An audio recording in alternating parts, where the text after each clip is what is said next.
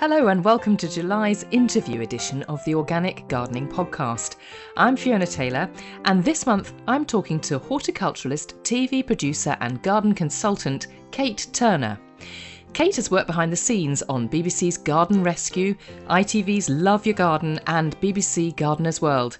She's also been the head gardener at Charterhouse School and worked closely with the Therapy Garden, a thriving horticultural centre in Surrey.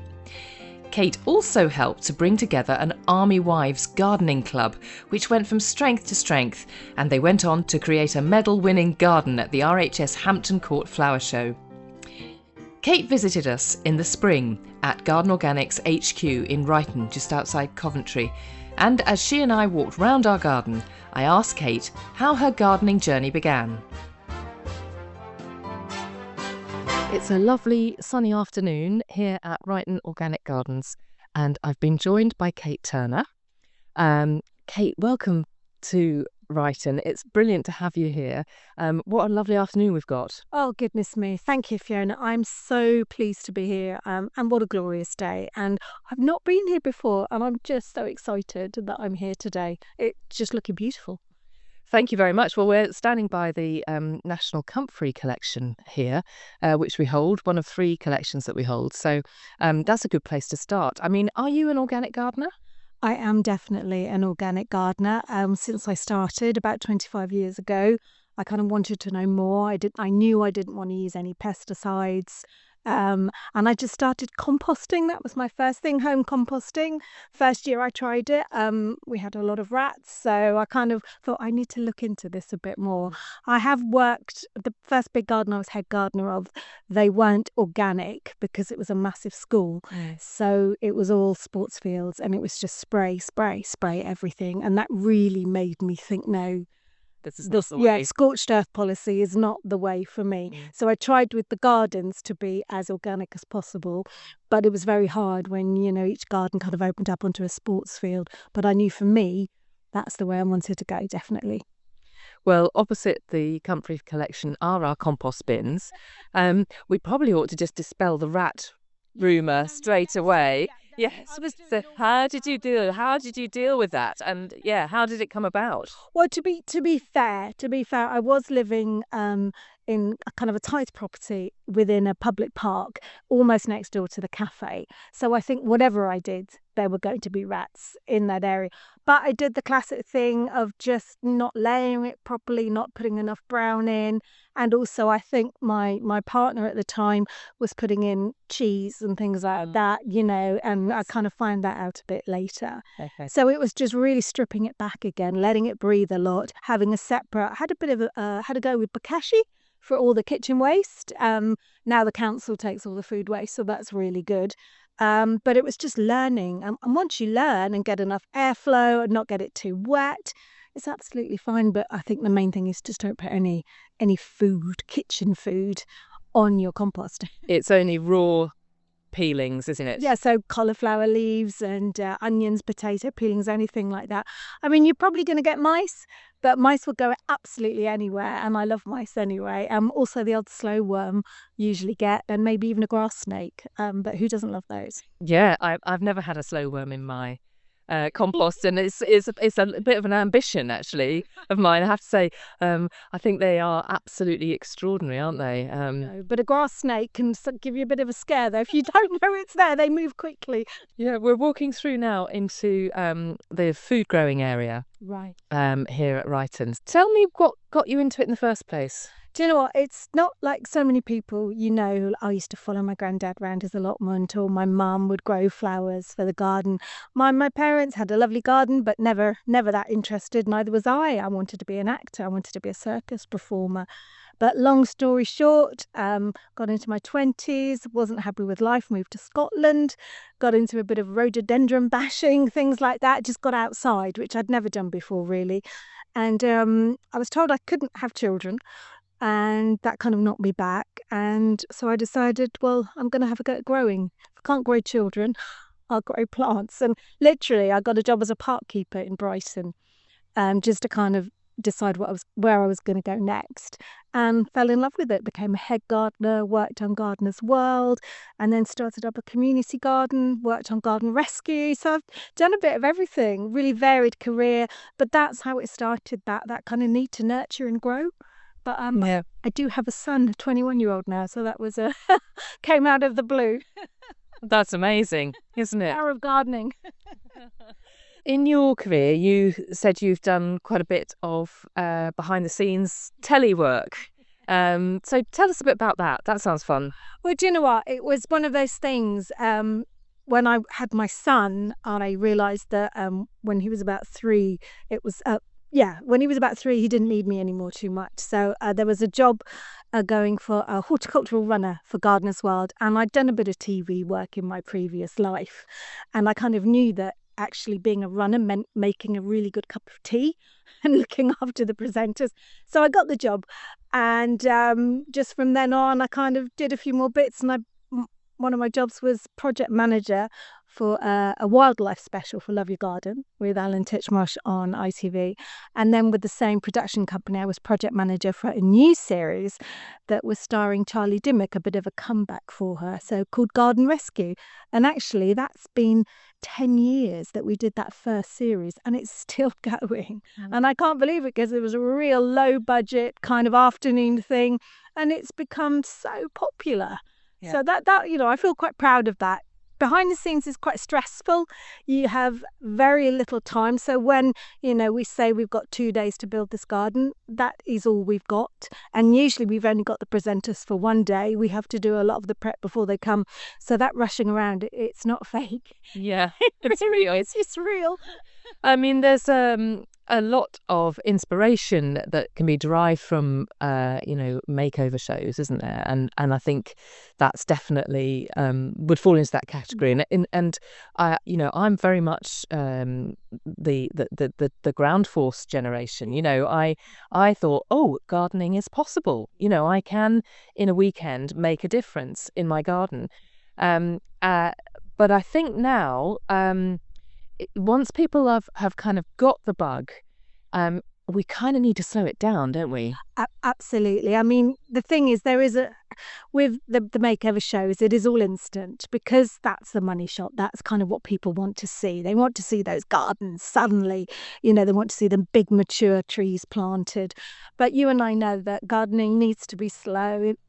I remember we were planting fully grown trees in May. Now, unless those homeowners were going to religiously be watering gallons and gallons of water, I know those trees didn't really stand a chance, So for me, let's plant a bare root native hedge and watch it grow slowly. That's what I like to do.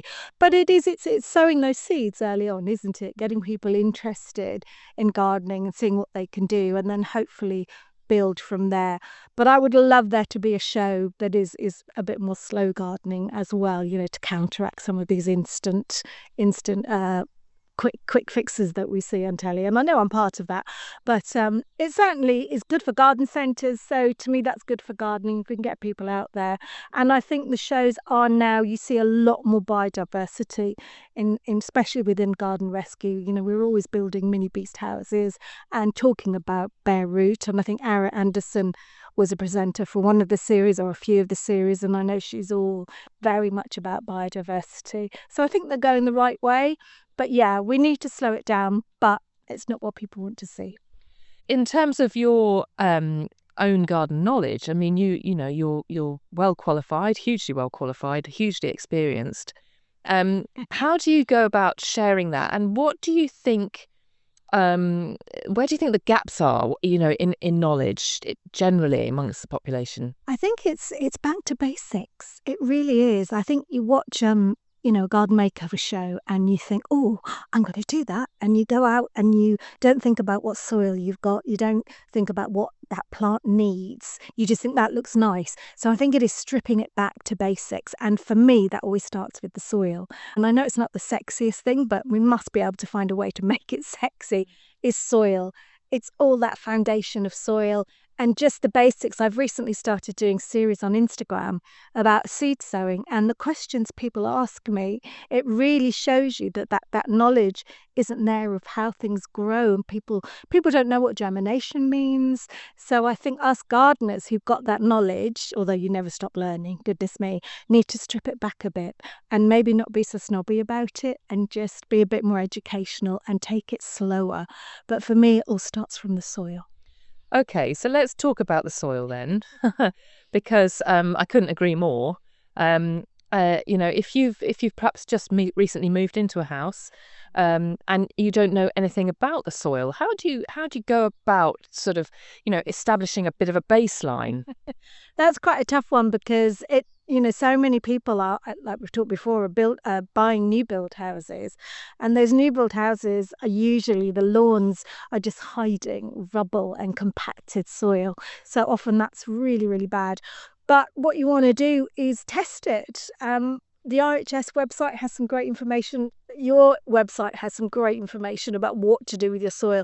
Test it, find out what sort of soil it is for. Is first, is it clay? Is it sandy loam, if you're very lucky? Really get to find out about what your soil is. Is it acidic? Is it alkaline? The more you know about the soil, then the more success you're going to have. And then once you know, then you just have to mulch. You have to mulch to get your soil good. But if you've moved into a new build, you are going to struggle. So I would suggest raised beds are always a good way to start, especially if you want to grow food. I can see why you'd recommend raised beds, but that in a way is a bit instant again, isn't it? And I'm just wondering if there are other ways to nurture your soil, perhaps take a year nurturing your soil. If you had the luxury of a year to get it ready and right, what methods would you adopt? Well, you can go for the mulching. You can also go for sowing green manures, which is a really good way. But again, that's something we talk about, we throw out there as if people know what on earth we're talking about. Yeah. But it just basically means you're sowing a cover crop, a crop that is going to be putting goodness back into that soil and also breaking up that soil. So I'm sure you use lots of different types of green manures, because actually leaving a soil, even once you've mulched it, if you leave it bare over winter, then you're opening it out to the elements, so all that goodness can be leached away as well. So covering that soil with something that you don't let flower, you stop it flowering, and then you just dig it back into the soil. And it's such a good thing to do, and not many people do it. It's something we all know about, but at the moment, no dig seems to be the thing to do. But actually, I do think green manure is a really good thing to do, because you're not bunging a load of cardboard. Yeah, and you can also do it all as you go along as well. So if you're sowing some of your vegetable crops, and you've got some space in between or underneath, then you can use those spaces with a bit of a cover crop. I sowed amaranth actually in amongst the wigwams of my broad beans. So instead of that circle in the middle of your wigwam not having anything to do, the amaranth was perfectly happy. And it meant that soil was completely covered. Yeah, if you're kind of a bit confused about that, I would always recommend growing potatoes, especially if you've got a really hard kind of clay type of soil, because potatoes are brilliant for breaking up soil as well. So, you don't just, if you're desperate to get something in there, have a go at potatoes, have a go at radishes, keep that soil covered. But do put your mulch down as well, if you're not just green manuring. But have a go at green manuring. Have a look at the website, the Garden Organic website, and I'm sure there's just loads of information. Well, let's just talk a little bit about mulch, though, because I think that is something that, again, is another one of those words. What do you use? Yeah, what is it? Yeah, so mulch is it's just a way of adding, I prefer an organic mulch, is just adding organic layer onto your soil. And what it does many things, but the classic one that people think about is it suppresses weeds, but also it keeps moisture in. So we had such a dry summer last year. So, but you've got to put a good layer on. You've got to put about 3 inches. What's that in new money? 5 to 10 centimeters. You need a good layer. And I like using a good soil conditioner. People use bark chips, but it's got to be well rotted. Got to be a good 6 months to a year. Farmyard manure, if you know where that source has come from.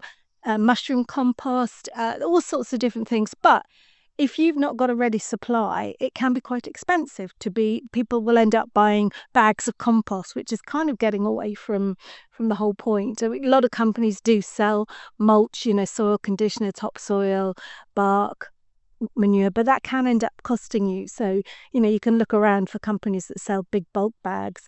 Not always easy to do. So actually buying a big bag of Phacelia seeds and sowing it as a green manure, is going to be a lot cheaper. Yeah, much more cost effective way. Yeah, exactly. And actually the joy of it, I mean, I think green manures, they look so pretty. Yeah. There's a red clover that looks wonderful. Vetch and rye, they just look gorgeous. And Phacelia has those wonderful blue flowers. Yeah, and great for wildlife as well. Yeah. You just got to stop it before it sets seed. So we're carrying on our walk with we'll go around the edge of our lovely greenhouse. Well, why don't we go inside? So yes, it's very warm in here. Yeah, it's a lovely a lovely traditional. We're very lucky with this. This was sort of was it gifted? It was gifted to Garden Organic by Alitex. Probably a good 25 years ago, I would say. Oh my gosh, it looks almost new, doesn't it? We've grown all sorts of things in here. Malabar spinach, which goes all the way up. We had loofahs in here one year. Absolutely fantastic. Kate, you're very passionate about ensuring that people learn how and people know how, and that's something we feel very, very strongly about at Garden Organic, is particularly that people should have the skills to be able to grow some of their own food. It feels like an essential life skill that isn't particularly taught along the way, and if you didn't have some kind of influence in your life that was perhaps a family member, then you're not actually going to be exposed to it, and you're never going to really know, first of all, where food comes from, and second of all, how to actually produce it yourself. It's a real unintended consequence, I would say, of our age. What are we doing about it? Oh gosh, it's such a hard one, isn't it? Because it's such an essential kind of primordial skill, really, isn't it, to feed ourselves? But we've lost it in this kind of modern day of convenience. But along with that, we've lost the taste. We are eating vegetables and fruits that's covered in pesticides, whether we like it or not. Organic is seen as a luxury, and it really shouldn't. And even if you're just having a go at growing some salad rather than buying it from a chemical-laden bag for an extortionate amount of price, have a go. And I think one of the things I find with gardening is that people they give up really quickly, whereas you learn any other skill. If you try and learn to be a potter, say, you got the Great British Pottery Throwdown, fabulous program, but you're not going to enter that competition having never thrown a pot before. So for some reason, we seem to think that as gardening, we'll buy a packet of seeds, and by summer we're going to be eating all our own food. And I think there is this kind of image that we can all do it. It's something you have to learn and just have to work at a little bit.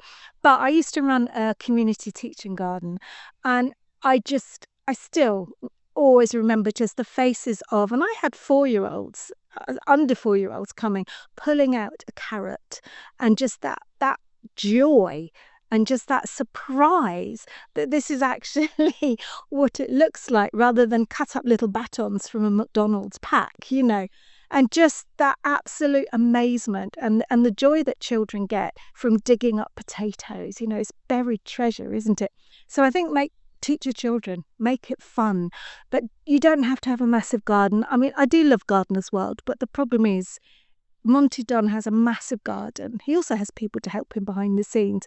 But he has a huge garden where he has massive compost bays. So it's so easy for him to grow all his own food. And he's been learning for years and years and years. We have to accept that it's a skill we need to learn. And I'm going to go back to, we need to be teaching this in schools. We need to be teaching people how to grow food, and not just the kids, the staff as well. I used to run my son's garden club. As soon as I left, nobody took it on. It should be in the curriculum, because growing your own food, and how the world is, everything is so insecure. If people can grow their own food, there's going to be less carbon. I mean, to me, it's an absolute no-brainer. I hate that phrase, but it is. Teach children, teach people to grow their own food. Let's have more allotments, more community gardens. If you're building new houses, then save a big patch to have a community garden where people can grow their own food. It's amazing. I mean, I was a late grower to food. And honestly, I've now got a small garden and it is more of a struggle. I'm on a waiting list for an allotment and I really miss it. But grow a cucumber from seed, because honestly, you will never, ever buy a supermarket bought one again, because that difference in taste, and you know everything about that cucumber. But expect to fail, and that's okay.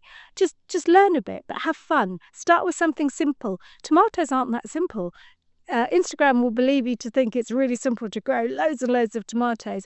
Start with something easy. Start with salad, start with peas, something quite fun, something easy, but also something that you like to eat. Like this year, it's all about cabbages, evidently, on social media. Cabbages are really hard to grow, and you don't want too many of them either. So maybe just think about something simpler and just have fun learning. I think that's it. I mean, I think, it is fun. It's serious as well. We're talking about serious issues. But actually, if we can all have a little bit of agency, if you like, we can all have a little bit of our own power to, to grow some of our own stuff. And it can actually be as simple as, growing some herbs on a windowsill. If you pick something to try and focus on, to perhaps try and be self-sufficient in one thing, that's the way forward, isn't it? Yeah, absolutely. And herbs is a really, really good way to start. And you can do things like buy a small pot from a supermarket, and then you can split it up into about 10 different plants, and you've got basil throughout the season. And you can pick the stems of that basil and root it in water, and you've got a forever supply, and that's a really good way to get you hooked. Something like a herb. That's a great suggestion. I think it's really easy to think that gardening is perhaps a series of jobs. I heard somebody describe gardening as outdoor housework, and it's kind of, people feel guilty about their gardens, and they apologise. Oh, sorry, it's looking a bit of a mess, or sorry, you just missed these flowers, and and sorry, there's so many weeds. We get very negative about it, don't we? Yeah. But actually, instead of thinking about it as jobs to do, can we change that to think about it as, moments of joy? I mean, you have been very involved in garden therapy as well, haven't you? Absolutely. And so I worked at the therapy garden in Surrey, an amazing place for people with all sorts of issues, whether it's stroke, people who'd recently had a stroke, young adults with ADHD and autism. And actually, no dig didn't work there, because the best thing for some of these young lads was getting them to double dig a trench, and they absolutely loved it. So, I mean, think of it as just time to be outside, getting fresh air, getting some sun, getting some exercise. And so what if it's a bit messy? It's all about the wildlife now anyway, so that's all you need to say. I'm rewilding, so I shouldn't worry about that. For me, any excuse not to do housework will get me out in the garden. So I think just be kinder to yourself and just enjoy your garden. Have certain parts of it that it doesn't matter if it's a bit weedy, if it's a bit messy. It's better for wildlife anyway, so embrace that. For me, yes, there are jobs sometimes. I think, oh no, I need to clean out all my pots. To me, that's a bit more like housework. But then if I think about it, if I do that, my seeds and seedlings are going to be healthier. They stand more of a chance of surviving. So actually, it's a good thing that I'm doing. And I'm going to be, rewarded by hopefully some beautiful flowers and some fantastic veg. So kind of look at it positive spin on it. If you do a little job here, a little job there, don't, honestly, that first sunny Saturday, don't get out in the garden at 9 and come back in at 5, and then the next day you can't move because it'll put you off forever. Just do little bits and just create a little space where you can just sit. Doesn't matter how small your garden is, just sit, just listen. I mean, just hearing the birds. There's traffic, but those birds are just amazing. And that's kind of why I garden, for those little moments of joy, is what you said. You gardened with lots of different groups of people, and you did a show garden some years ago at Hampton Court, which was with a group of army wives. Can you tell us how that came about? Yes, well, they certainly don't sing. They kept wanting me to say that. So the community teaching garden that I ran was in Surrey, near a place called Deep Cut, which became kind of infamous for some deaths of young soldiers. But it has a large barracks area. So you've got Purbright, Deep Cut, and it's also near Aldershot. And I was working in the garden, and a woman came up to me and said, "Oh, I really love gardening. I've recently moved to the area. I don't know anybody. Do you want to volunteer?" And she was amazing. And from that, she said, "Look, I know these other women who've recently moved in, and how about setting up, some time for us?" So we did a little gardening course for them. And the main thing was, in those days, not that long ago, you'd move into an army house and each garden would be chain link fenced and you weren't allowed to touch it. Or if you did, you had to put it all back to the way it was. So there was very little incentive to kind of garden. So I devised a course about growing in containers. So how to grow in a container. So I got them building containers. So a lot of these women had never held a saw or a drill, a power tool before. So they really enjoyed that. And do you remember Linda Bellingham? Yes. So she was doing a TV series for ITV called A Taste of Britain. And she must have seen a little newspaper clip about our garden and the army wives. And her stepson was in the army. So she came and featured us. And she said to me, "Oh, it's like a movable feast." And that clicked. And we decided we were going to go and try and see if we could get a small garden at Hampton Court. And we got accepted, and the council helped, and we got some sponsorship. And it was all about growing edible food in containers. And the BBC filmed us as well. I think helped that I knew a few people, but they loved the story. So it was army wives who started to learn how to grow everything they could eat in containers. So yeah, it was a super garden. It was quite stressful, but they all became friends. And in fact, one of my army wives now has worked at Beth Chatto Gardens full-time for quite a long time. Another one did her RHS level 3 qualification with me together. So I like to think I had a bit of success. Another army wife has an allotment where she absolutely adores growing vegetables. So I think that's quite a nice legacy to have. Very much so. And also, just inspiring as well to think that actually somebody just stopped and started talking to you. And if we're not out in our gardens, then we're not going to be talking to people. We're not going to chance upon those opportunities. So that's another reason, isn't it, to get out and do stuff and chat to people as they're passing by. Yeah, absolutely, make connections. And I must admit, that's one of the things I think Instagram's quite good at. It's enabled people to make connections, especially during lockdown when we couldn't get out and meet people. There's a lot of kind of Instagram families that have developed who share loads of tips and helpful advice. And I think, that's not a bad thing. So what's next for you? Because it sounds like you go from one thing to the next. It's amazing. Yeah, do you know what? I'm really trying to stay a bit more in one place, but it's not been easy this year. I live in South Devon now, and I absolutely love it. And I kind of want a bit of a quieter life. So I'm trying to build up a consultancy where I kind of go to people's gardens and just kind of help them. I don't redesign. I'm not a garden designer. I did a diploma, but it doesn't suit me and I can't draw or use CAD on a computer. But what I love to do is kind of say to people, this is how to improve your soil. You've got something here that's probably not going to last, or how to prune something. So really give people a bit of common sense and kind of sharing my knowledge so that they can make the best of their garden without having to kind of rip everything out and start again. That's kind of what I'd like to do. But at the moment, I'm also quite happy driving around the country, meeting people, chatting away. And obviously, I also do a lot about kind of pushing peat free, trying to stop people buying bagged peat. And have you got any advice around that? Because, you know, the issue, especially this time of year when everybody's sowing their seeds, is that so there's this sense that if it's peat free, it's not good enough, which I know is total rubbish. But actually convincing people of that, because it's difficult. You know, you buy a bag of peat free, perhaps it doesn't work, but it's not necessarily, you know, as simple as that.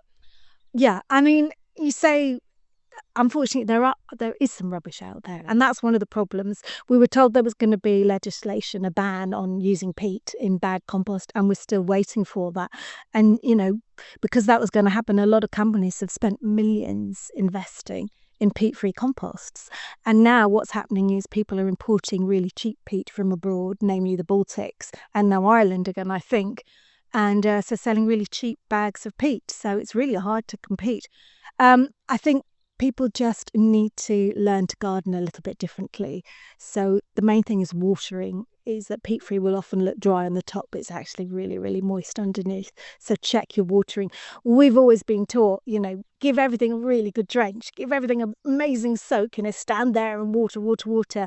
Actually now it's a bit like painting the Forth Road Bridge. You want to start at one end with your watering can, go and do all your other parts and then come back again. Don't do it all at once. Just do it little by little by little. And, you know, I for one not used to that. So it's changing your watering, getting to know your plants a bit more, and also feeding. I mean, I'm talking about growing in containers. That's the only place I think you should be using bagged compost anyway, is container growing, and they've got to rely on you for their feed. A lot of gardeners don't feed anyway. A lot of peat-free compost will come with feed, but it does tend to run out a bit more quickly, especially because it's quite high in potassium. And if you then add a plant food that's high in potassium, then you're going to have problems with uptaking the other nutrients. So feed a bit earlier than maybe the bags say. Buy a seed and cutting compost for sowing your seeds. I would absolutely recommend that, and try and get one that is more kind of coir based, or ideally not wood fibre based, because they can have a fungus gnat issue. I mean, there's no escaping that. So just check. Get a good brand. Share with other people if you're in a garden club, an allotment society. Try different brands. Have a go. Don't go for the cheapest. Don't go for that bog off offer in Aldi's, you know, or something like that. Just, you know, because you do get what you pay for. There's also a scheme called the RSS, the Responsible Sourcing Scheme. It's a bit like when you have a dishwasher and it has the kind of ratings up to A to E. It's very similar. If the rating is more green, then you know that's sustainably sourced compost, because you don't want to be replacing one problem with another. So always check and talk to the brands. You know, if you're not happy, talk to them. But I would always as well, you know, what people do this time of year, a lot of garden centres are trying to shift old stock. Yes. So if you go into the garden centre, you get the bag that's been at the bottom of the pallet all year. You don't want to buy that. Ask for fresh. Always buy from the top if you can, and try and make sure it's fresh. If it feels really heavy, that means it's going to be saturated with water, and it's not going to be good for your plants at all. So don't buy the heaviest wet bag, and just be careful of offers.